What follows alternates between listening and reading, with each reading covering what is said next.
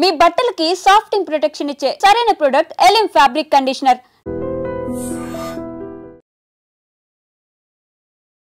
నమస్తే, welcome to I dream. నేను మీ ఝాన్సీ.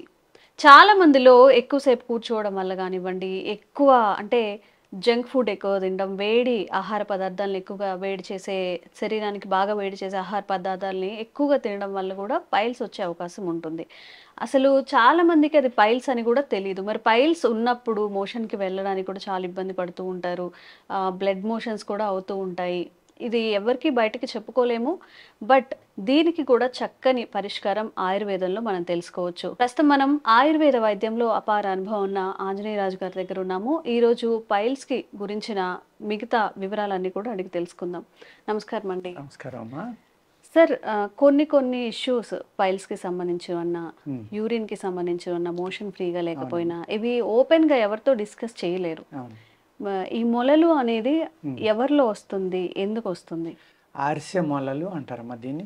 ఇంగ్లీష్లో పైల్స్ అంటాం, హిందీలో బావశ్రీ అంటారు, మూల వ్యాధి అంటారు, అనేక పేర్లతో పిలుస్తారు. ఇందులో మీకు మెయిన్ 3 రకాలమ్మా. వాతపిత్త కఫాల వల్ల వచ్చే 3 రకాలు. సేమ్ ప్రాబ్లం వల్ల వచ్చి బ్లీడింగ్ పైల్స్ అని ఉంటాయమ్మా, అది ఇంకొక రకం. రెండోది, మూడోది వంశపారంపర్యంగా వచ్చేది. ఇది కూడా జెనెటికల్గా వస్తుంది. జెనెటికల్గా వస్తుందమ్మా పైల్స్ అనేది. జెనెటికల్గా వచ్చింది తగ్గడానికి కొంచెం టైం ఎక్కువ పడుతుంది. మామూలుగా వచ్చినవి కొంచెం తొందరగానే తగ్గుతాయమ్మా. మెయిన్ రీజన్ ఏంటంటే ఎక్కువ ఈ పైల్స్ ఉన్న వాళ్ళు 100కి 90 మందికి మలబద్ధకం అనేది ఉంటుందమ్మా. ఇది మోషన్ ఫ్రీగా అవ్వకపోవడం అనేది ఉంటుంది. దానివల్ల సమస్యలన్నీ దానివల్ల వస్తాయి అంటారు. చాలా సమస్యలు. అందులో మూల వ్యాధి అనేది మెయిన్.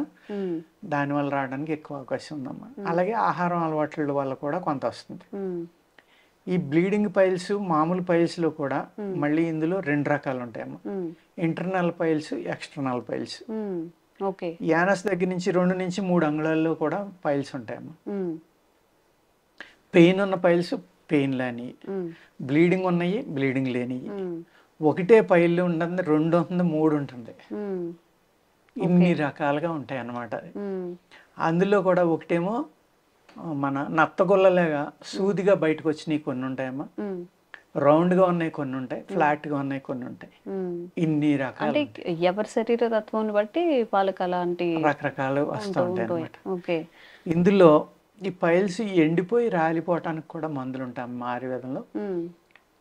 కానీ భయంకరంగా మండుతాయి అది రాసుకుంటే.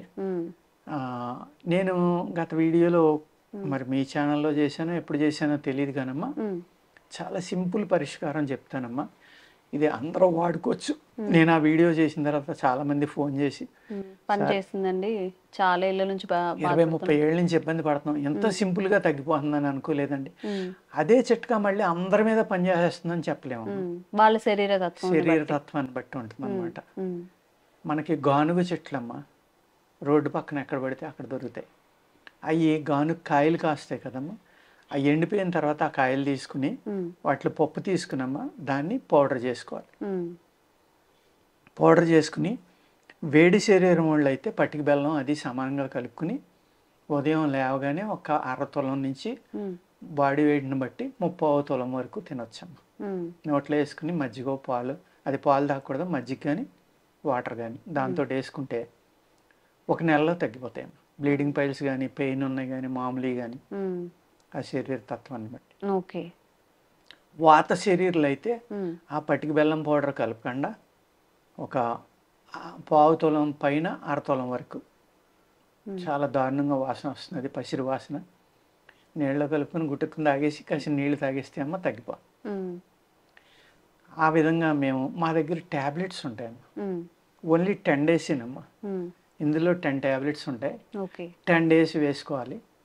10 డేస్లోనే చాలా మందికి తగ్గిపోతుంది.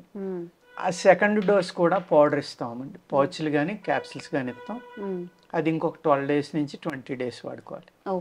ఎట్టి పరిస్థితుల్లో 90% పైన రిజల్ట్ ఉంటుందమ్మా మా దగ్గర. చాలా మందికి తగ్గిపోతుంది. ఈ పైల్స్ బాగా ముదిరిపోయినాయి అనుకోండి, ముదిరిపోతే ఏమవుతుందంటే బ్లీడింగ్ అతిగా అయ్యే వాళ్ళు కూడా కొంతమంది ఉంటారమ్మా. ఎంత బ్లీడింగ్ అవుతుందంటే రోజుకి ఒక 250 ml నుంచి 500 ml కూడా బయటికి వెళ్ళిపోయే వాళ్ళు ఉంటారు. ఆ బ్లీడింగ్ కనుక ఆపకపోతే చనిపోయే ప్రమాదం కూడా ఉందమ్మా.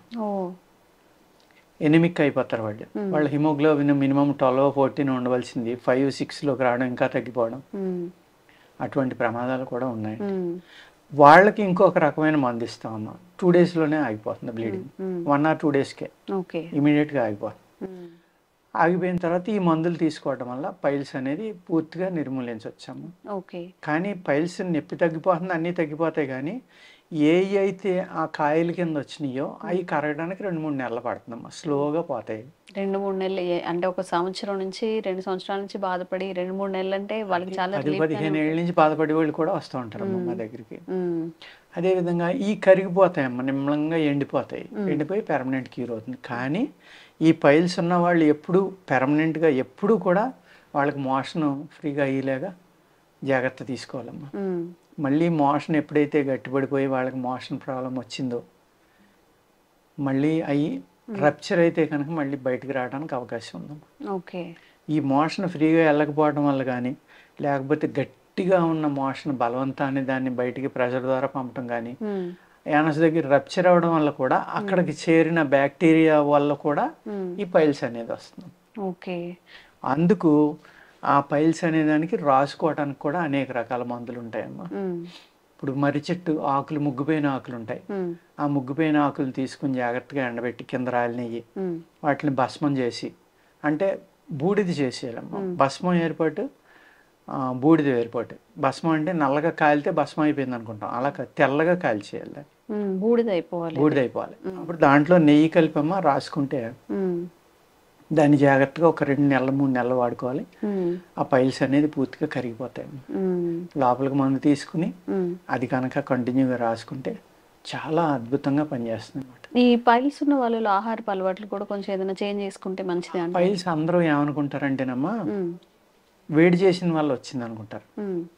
ఎక్కువగా వేడి చేసే ఆహారం తీసుకోవడం వల్ల మాత్రమే వచ్చింది అనుకుంటారు. కాదండి, మేము పైల్స్లో సాధారణంగా సొరకాయ, దోసకాయ, పెసరపప్పు తినొద్దంటాం. అవి చలవ చేసే పదార్థాలు అని అనుకుంటారు అందరూ అదే తింటారు. కానీ మేము అది పచ్చియం ఎక్కువ చెప్తాము. కొంతమందికి మట్టుకే ఎగ్గో చికెను తినొద్దని చెప్తాము. ఈ 2 వేడి చేసే పదార్థాలు కాబట్టి వాళ్ళ యొక్క ఆహారం అలవాట్లను బట్టి, వాళ్ళ ఇంట్రెస్ట్ని బట్టి వాళ్ళ యొక్క శరీరం నేచర్ మనకు అర్థమవుతుంది. ఇప్పుడు సపోజ్ ఒక మనిషి విపరీతమైన కారం తింటున్నాడమ్మా, అతను వాత శరీరం, ఎప్పుడు స్వీటే తింటూ ఉంటాడు, అతను వేడి శరీరం. ఎప్పుడు పులిపే తింటూ ఉంటాడు, అది పైచ శరీరం. మన శరీరంలో ఉన్న నాలికే మన బాడీలో ఏది డెఫిషియన్సీయో, మనకు బాడీకి ఏది కావాలో అది రుచి ద్వారా మన బ్రెయిన్కి సిగ్నల్ పంపితే ఆ బ్రెయిన్ అది తినమని చెప్తే మనం ఆ పదార్థాన్ని ఎక్కువ తింటూ ఉంటాం. దాన్ని బట్టి మనిషి యొక్క గుణాన్ని ఈజీగా నిర్ణయించవచ్చు. దాన్ని బట్టి వాళ్ళ శరీరతత్వాన్ని బట్టి మెడికేషన్ అనేది ఉంటుంది. పచ్చని చెప్తా అండి. అదే విధంగా చిన్న కంద ఉంటుంది కదమ్మా, దొరద కంద అంటాం మనం, బయట మార్కెట్లో అమ్ముతూ ఉంటాం. తీపి కంద అన్నది పెద్ద దుంప ఉంటుంది. ఈ దొర్ర కంద అనేది తీసుకున్నామా, జాగ్రత్తగా చేతులకు నూనె రాసుకున్నాం, గ్లౌజులు పెట్టుకున్నాం. ఇప్పుడు గ్లౌజులు వచ్చినాయి కాబట్టి పర్వాలేదు. పూర్వం కొబ్బరి నూనె లాంటిది రాసుకున్నామా, అది జాగ్రత్తగా చెక్కిదాన్ని చక్రాలు కోసి ఎండబెట్టేవారు.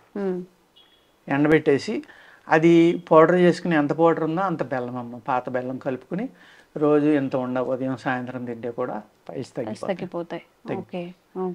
ఇంత అద్భుతమైన, అంటే విలేజ్లో ఎంత సింపుల్గా వాటికి వైద్యం అనేది చేసేవారు. దీనివల్ల ఎలాంటి సైడ్ ఎఫెక్ట్స్ కూడా రావు, అన్ని ప్రకృతిలో మనకి వచ్చినవే కాబట్టి. ఇవాళ ఆపరేషన్ చేయాలంటే లక్షన్నర. నాటు వైద్యుడి దగ్గరికి వెళ్తే దారం కట్టి తీసేవాళ్ళు కొంతమంది ఉన్నారు. వాళ్ళు 20-25 వేలు 30 వేలు వాళ్ళు తీసుకుంటున్నారు. ఆ దారం కట్టిది ఏమవుతుందంటే, ఒక తాడునమ్మ మన ఇవి ఉంటాయి కదా, మన ఏంటయ్యా క్యాక్టస్ మిల్క్ ఉంటుంది కదా, ఆ క్యాక్టస్ మిల్క్లో ముంచి దారాన్ని పసుపులో ముంచుతారు. మళ్ళీ అది తినేస్తుంది అనమాట. దాన్ని టైట్గా ముడేయటం వల్ల ఏమవుతుందంటే, అది అలా అరాయించిపోయి అక్కడ కట్ అయిపోతుంది, మొత్తం కట్ అయిపోయి అది ఊడిపోతుంది. అది కూడా కట్ అయినప్పుడు మళ్ళీ బ్యాక్టీరియా అది రావడం కోసం, ఆగటం కోసం యాంటీబయాటిక్ పసుపు, కట్ అవ్వడం కోసం క్యాక్టస్ మిల్క్ వాడతారు. ఆ విధమైన ట్రీట్మెంట్ కూడా ఉంది పైల్స్కి. ఆంజనేయులు గారు ఏవైతే చెప్పారో వాటిని ఒకసారి ట్రై చేసి చూడండి. ఇంకా సమస్య తీవ్రంగా ఉంటే ఒక్కసారి వచ్చి సంప్రదించి కూడా మెడికేషన్ అనేది తీసుకుంటే మంచిగా ఉంటుంది. థ్యాంక్ యూ అండి. నమస్తే అమ్మా.